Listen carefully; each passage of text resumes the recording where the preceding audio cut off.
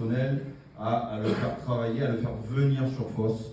Parce qu'à une époque, on était beaucoup plus de personnel, on était le double.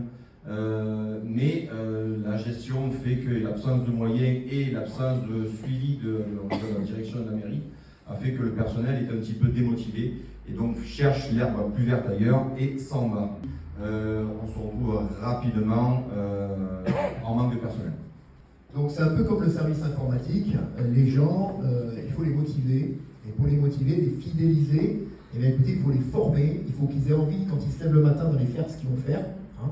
C'est la première condition, et aujourd'hui, c'est pas toujours le cas. Alors je ne parle pas que de la police municipale, hein, je parle en général des égouts qu'on a au niveau du personnel municipal, mais aujourd'hui, vous avez des appels d'air pour d'autres villes qui veulent étoffer leur police municipale, et forcément, un peu comme ce que je vous ai expliqué tout à l'heure, quand on a la volonté, on met les moyens derrière, et donc ils payent mieux leur police municipale, ils forment mieux leur police municipale, ils gèrent mieux leur police municipale, ils donnent de meilleurs outils et de meilleures perspectives, ce qui fait qu'ils fidélisent, voire qu'ils absorbent des personnels de police municipale des villes qui, elles, sont moins enclines à aller dans ce sens-là. Donc nous, il faut qu'on inverse cette tendance. Ça, c'est pour le personnel. Et après, alors je vais vous dire, aujourd'hui, on n'est plus dans les années 80 ou 70, on est en 2026. Vous avez peut-être entendu parler de Smart City, de ville intelligente. Et aujourd'hui, on a des moyens technologiques pour aider l'humain. Ça ne remplace pas l'humain, mais ça aide l'humain à sécuriser des périmètres, à surveiller ce qui se passe, à ne pas espionner les gens, hein, on n'est pas contre les libertés du tout, mais on a des moyens et nous on est pour utiliser tous les moyens à notre disposition pour assurer la sécurité et la tranquillité publique. On n'a pas de tabou à ce sujet-là, on n'a pas de dogme à respecter, on est dans le cadre légal, mais on veut mettre au service de la sécurité et de la tranquillité des Phocéens tous les moyens technologiques et humains qui sont en notre position. Or, au jour d'aujourd'hui, ces moyens humains, on vient d'en parler, mais les moyens techniques, on en a un peu parlé tout à l'heure avec les caméras, ils ne sont absolument pas à la hauteur ni du budget de la ville, ni des problèmes qu'on a réglés dans cette ville. Donc tout ce qu'on veut, c'est mettre en place un PC de la police municipale et ce qu'on appelle un CSU, un centre de supervision urbain à la pointe de la technologie, au service des Phocéens, et on veut localiser tout ça en mairie. Pourquoi en mairie? Pour raccourcir les circuits de prise de décision et montrer à tout le monde que la sécurité est au cœur de notre engagement et au cœur de nos politiques publiques. Donc c'est symbolique, c'est à la fois symbolique, mais c'est aussi pragmatique pour améliorer les choses. Parce que quand vous avez une unité là, le CSU là-bas, la police municipale là-bas, la mairie là-bas, à un moment donné, vous avez de la déperdition, c'est plus lisible. Et quelque chose qui n'est pas lisible, c'est quelque chose qui n'est pas opérationnel. J'ajoute un point important. On parlait de caméras tout à l'heure. Vous avez tous des ordinateurs, vous avez tous tout ça. C'est bien beau d'avoir des systèmes au top de la technologie.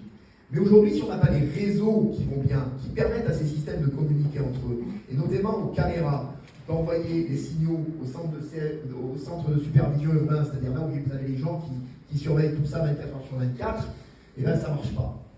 Il faut aujourd'hui qu'on ait des réseaux pour supporter les caméras 4K haute définition.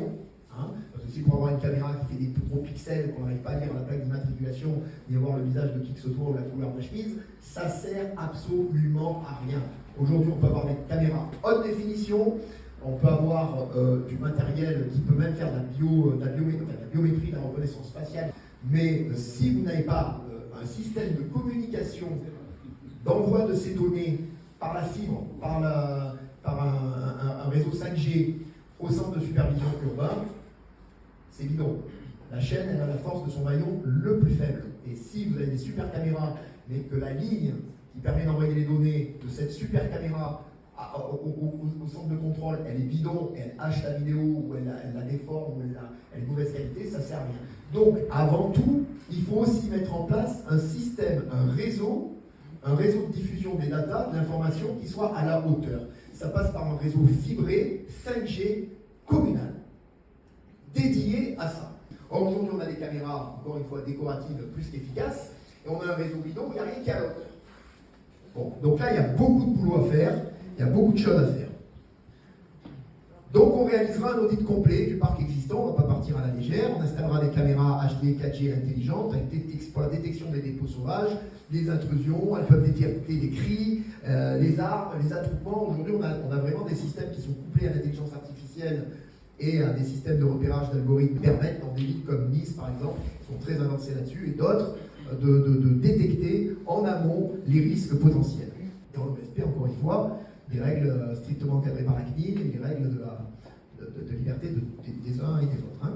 Des caméras aussi sur les patrouilles, parce qu'aujourd'hui on a la police municipale qui se fait agresser, qui se fait insulter, caillasser, y compris à Fosse. Je ne vois pas pourquoi la police municipale ne pourrait pas être dotée également, connectée en temps réel au centre de supervision urbain qu'on a vu tout à l'heure, par des caméras corporelles. Peut-être que ça éviterait à certains d'insulter la police, ou de lever la main, ou de faire n'importe quoi. Parce que quand vous êtes filmé et que ça peut se retourner contre vous d'un point de vue judiciaire, le comportement peut peut-être changer. D'accord? On n'attaque personne, on violente personne, on prive de ses libertés aucun citoyen, mais on prend les devants, et un policier municipal, si aujourd'hui il peut être armé, il peut peut-être aussi être armé d'une caméra portable, corporelle.